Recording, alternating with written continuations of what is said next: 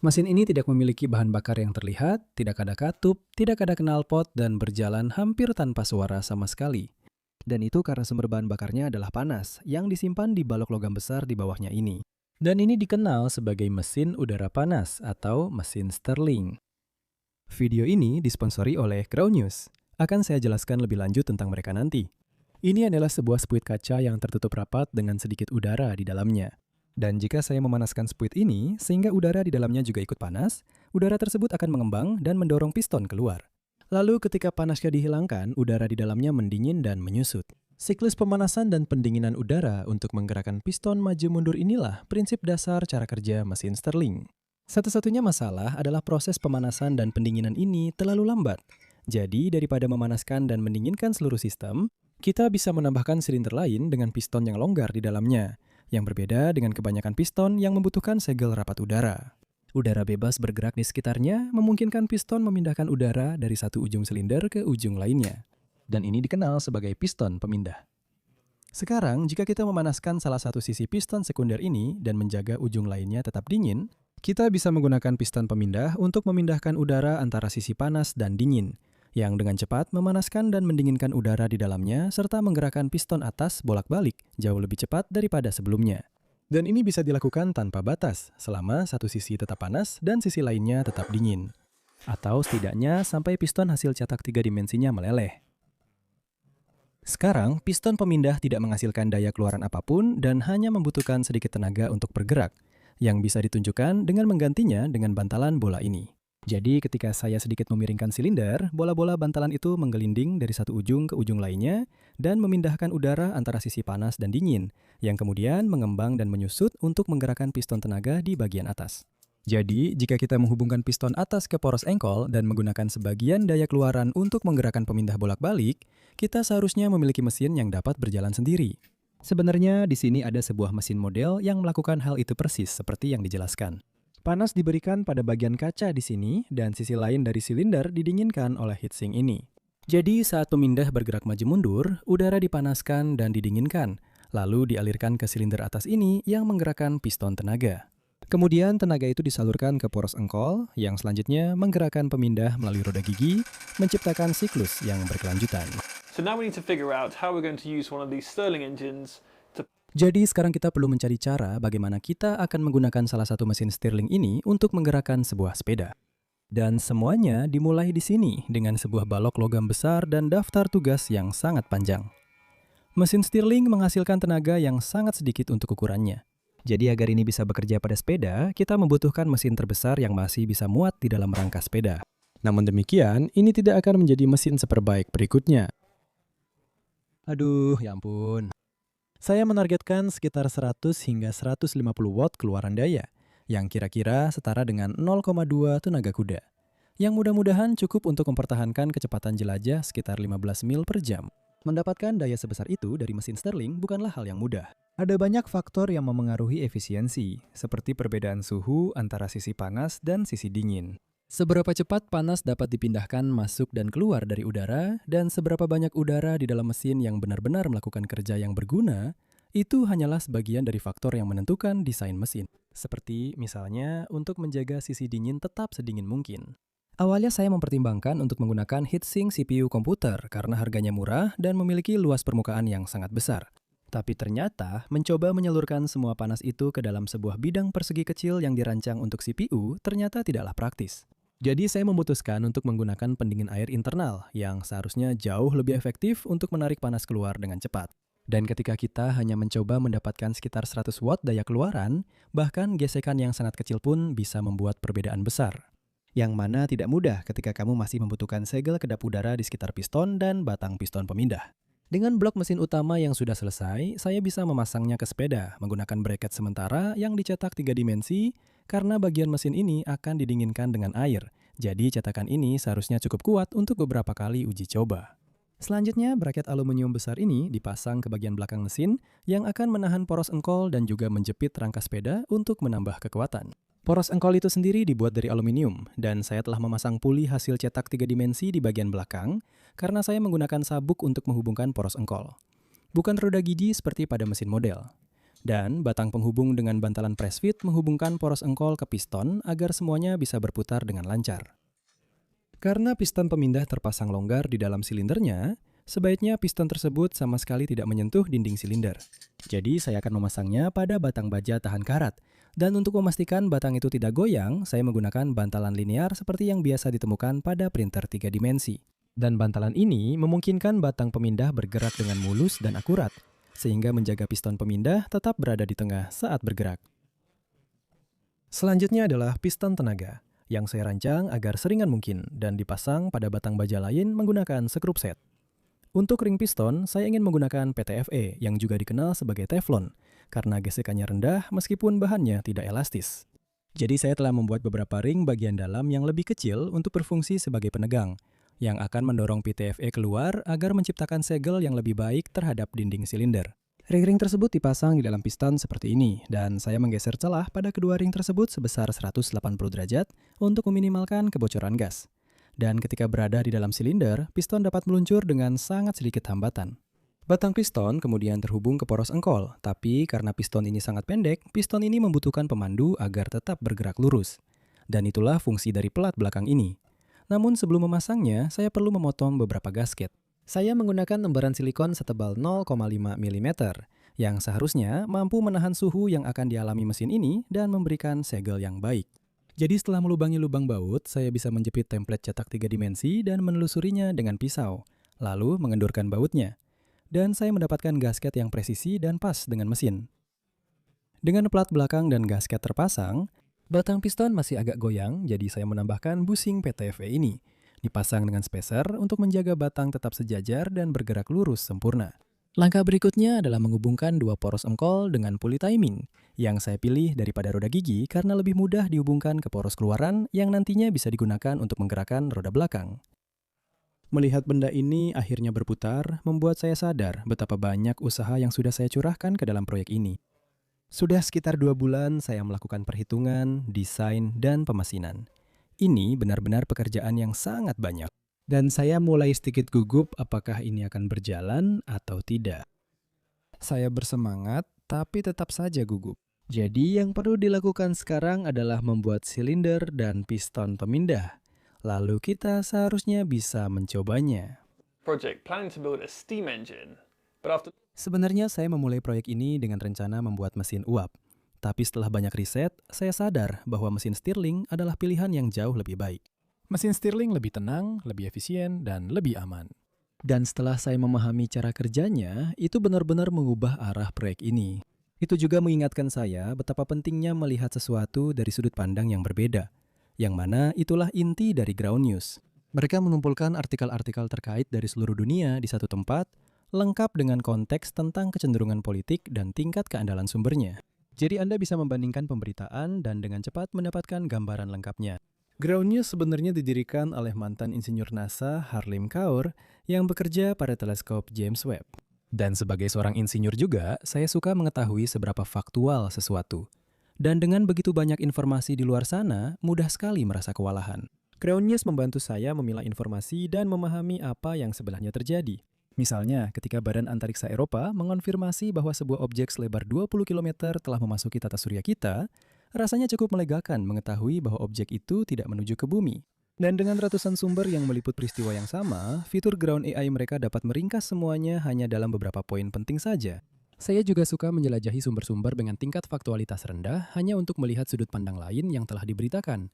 Yang tanpa Ground News mungkin akan menjadi satu-satunya versi yang saya temui.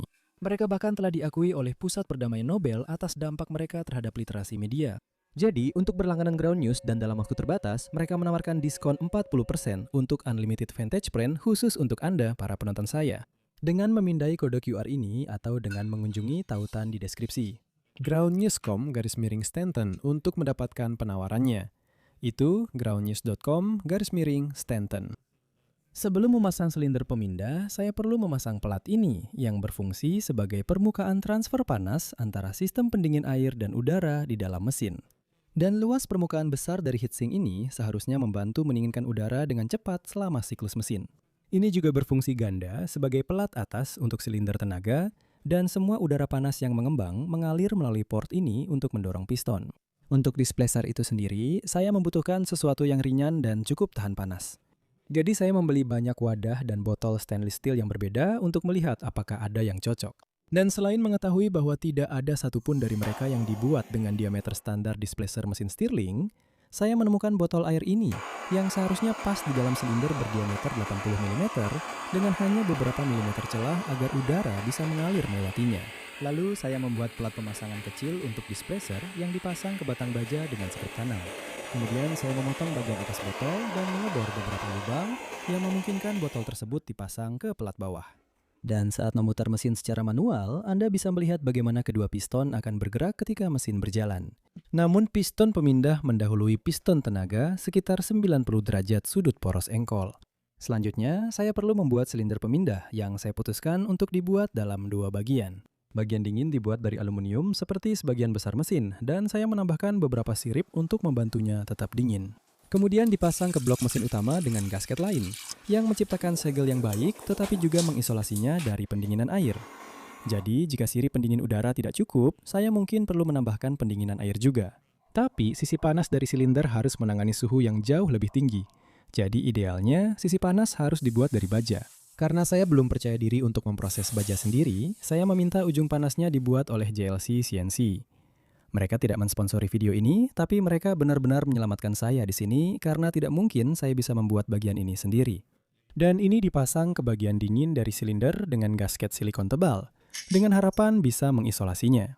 Karena kita tidak ingin panas merambat ke sisi dingin, karena itu akan menjadi energi yang terbuang. Jadi dengan tutup panas yang sudah dikencangkan, mesinnya sudah tertutup rapat. Sekarang yang dibutuhkan hanyalah panas. It was tricky to move the piston against Itu seharusnya sudah cukup. mine, but I also noticed it was letting a lot of air leak past, which could be where most of the pressure is being lost.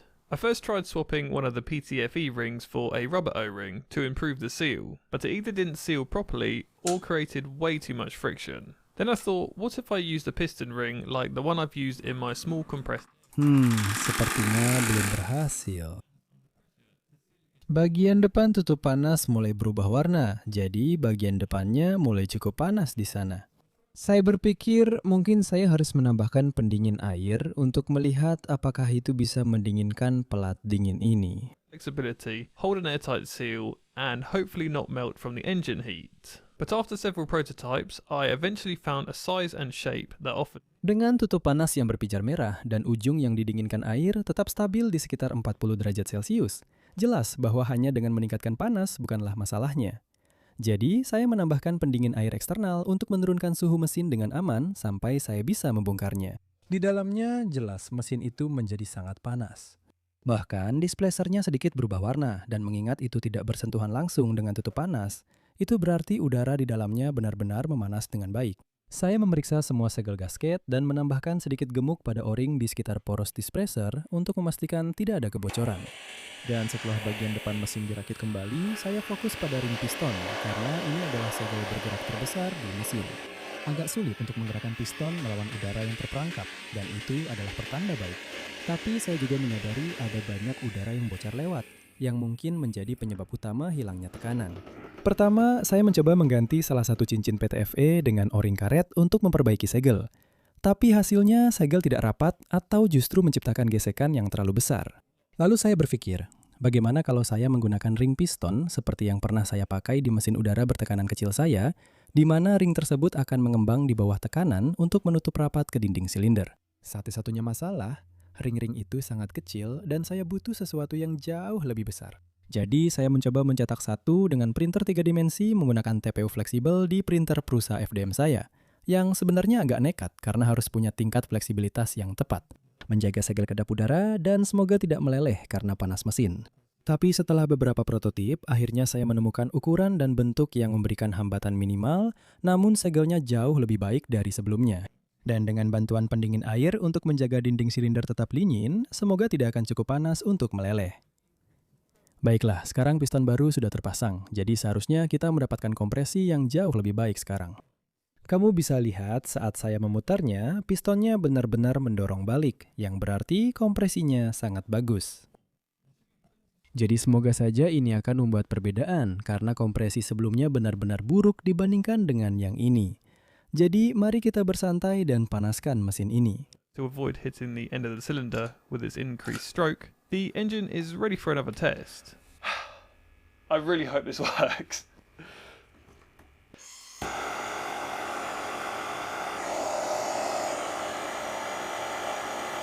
Come on, come on.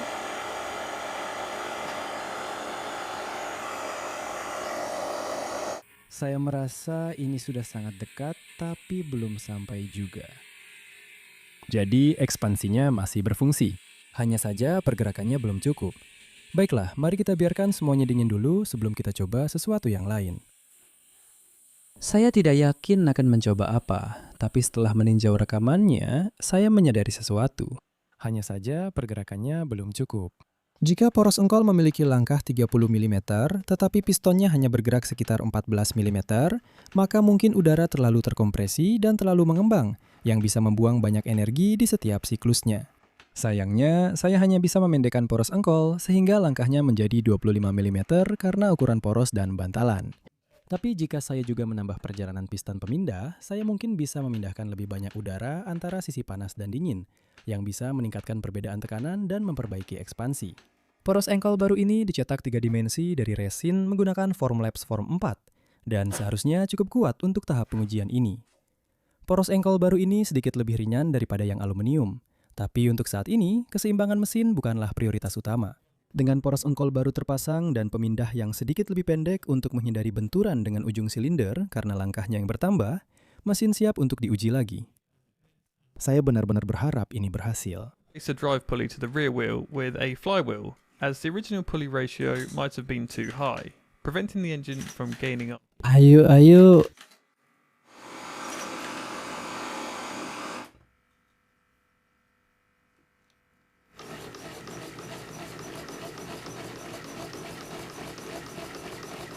Apakah itu berjalan sendiri? There's still lots to improve with this engine. Itu berjalan. To recover some heat energy during Itu berfungsi. Ayo, tambah panas lagi, tambah panas lagi. the engine, and more air means more expansion and more power. I also still need to build a proper burner, finish the water cooling system, Ini benar-benar berjalan. since Stirling engines don't throttle very. Wow. I turned off the heat a while ago, and it's still running on the stored. Ini bukan yang tercepat. So don't forget to subscribe to see part 2, and Tapi saya rasa ada beberapa hal yang bisa kita ubah untuk meningkatkan performanya. Itu keren banget, itu keren banget. Kedengarannya lucu banget.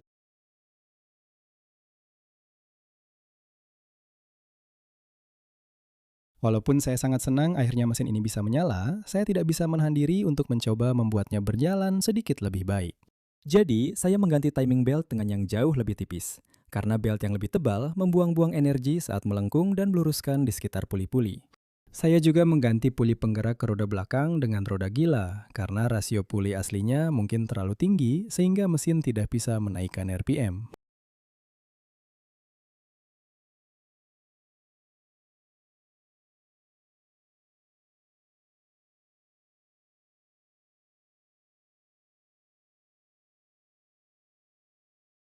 Masih banyak yang perlu diperbaiki pada mesin ini, seperti menambahkan regenerator untuk memulihkan sebagian energi panas di setiap siklus dan meningkatkan tekanan internal.